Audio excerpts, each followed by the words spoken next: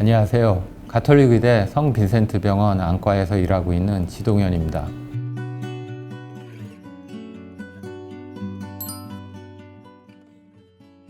정상 환자의 망막인데요. 이 가운데를 황반이라고 합니다. 여기에 세포들이 변성이 오고 나중에 피도 나고 이렇게 돼서 황반 변성이 생기게 됩니다. 이 밑에 하얀 선이 보입니다. 망막 색소 상피라고 하는 곳이에요. 아주 중요한 세포층인데 일부분이 끊어져 있죠. 황반 변성이 이제 시작이 되는 겁니다.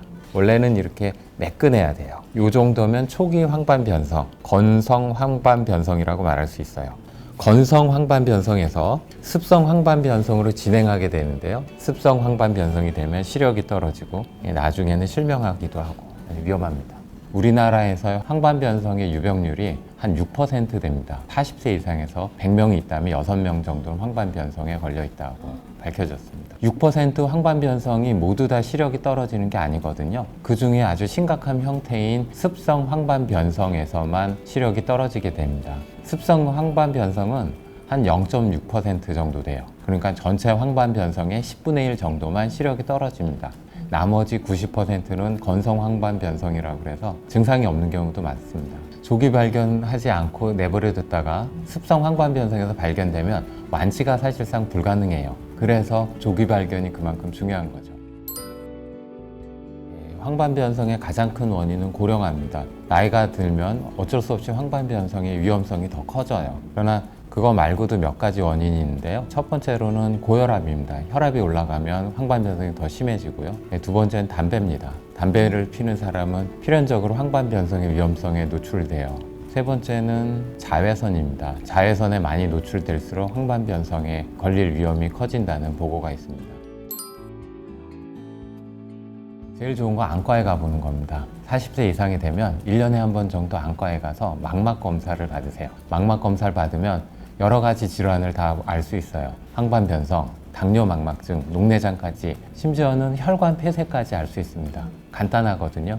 돈도 많이 들지 않고. 가장 좋은 건 국가검진에 황반 변성 안저검사가 포함되는 겁니다. 한 5년 전부터 그걸 안과 학회에 수건 사업을 했습니다. 하지만 우리나라에선 아직까지 포함되지 않고 있기 때문에 본인 스스로가 40세 이상이 됐다, 안과에 한번 1년씩 가보는 것이 좋겠습니다. 황반 변성이 초기에서 중기 정도까지 진행이 되면 사물이 흐려져 보입니다. 정확히 말하면 휘어져 보이거든요. 사물이 휘어져 보인다는 걸 변형시라고 하거든요. 그런 걸로 시작을 해서 치료하지 않고 내버려 두면 휘어짐이 점점 심해지다가 내가 무슨 사물을 볼 때마다 한가운데 검은 점이 생기는 거예요. 그게 점점 커집니다. 그러다가 나중에 깜깜해지고 실명하게 되는 것입니다.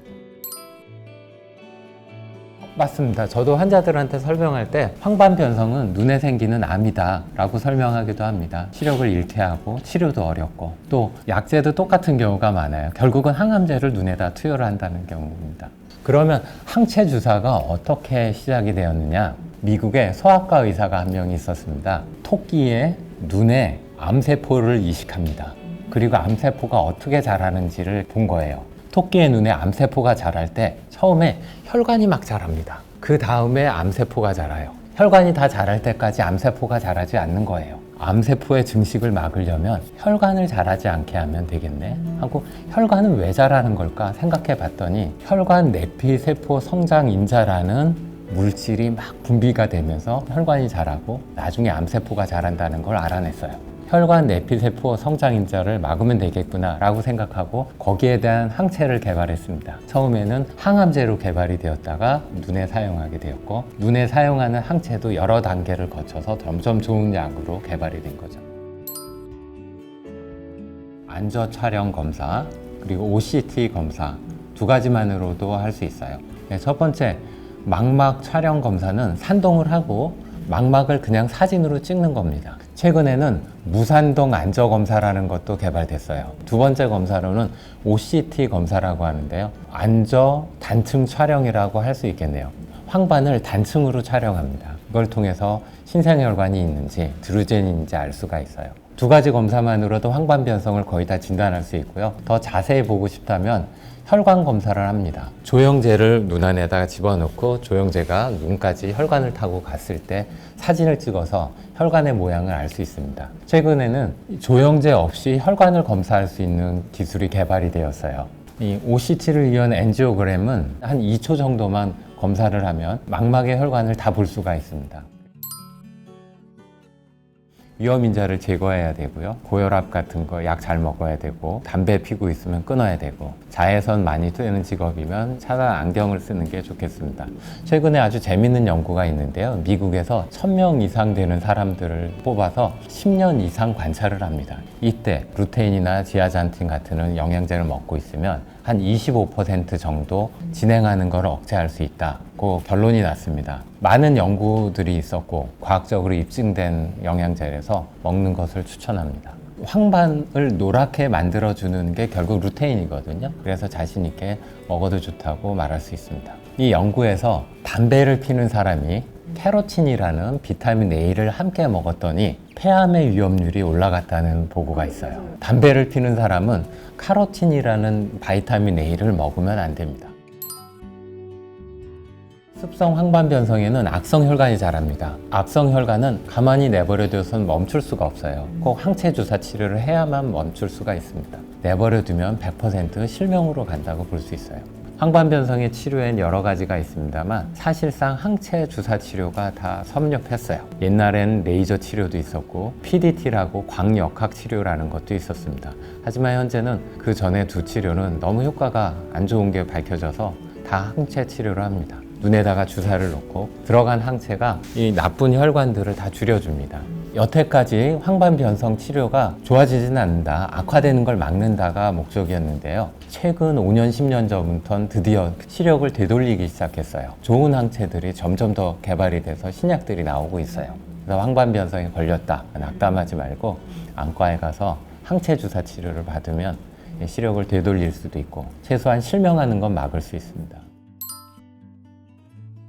기본적으로 황반 변성 중에 습성인 경우에는 다 받을 수 있고요. 사실 보험이 풀렸다고 해서 다 풀린 건 아닙니다. 시력이 아주 나쁘거나 주사를 맞아도 시력 효과가 별로 없을 것 같다고 안타까운 소견을 보이는 경우가 있습니다. 예를 들면 섬유화가 진행됐거나 세포들이 다 말라비틀어서 위축이 일어났습니다. 이 위축이 일어난 경우에 항체 주사를 놔도 효과가 없어요. 그래서 보험급여도 안 되고 주사를 놔도 효과가 없다는 이야기를 듣게 됩니다. 보험급여가 안 되면 항체 주사 치료 약값만 80만 원에서 90만 원이 됩니다. 한 번 주사예요. 그 주사를 심하면 한 달에 한 번씩 계속 맞아야 되고요. 효과가 있어서 좀 줄여본다 해도 1년에 3-4번을 맞게 됩니다. 경제적 부담이 크게 되죠. 그런데 바이오시밀러라는 약이 나오면 비슷한 효과를 가지고 한 30만 원에서 40만 원 정도의 보험급여가 안 되더라도 맞을 수 있으니까 좋은 혜택일 수도 있는 거죠.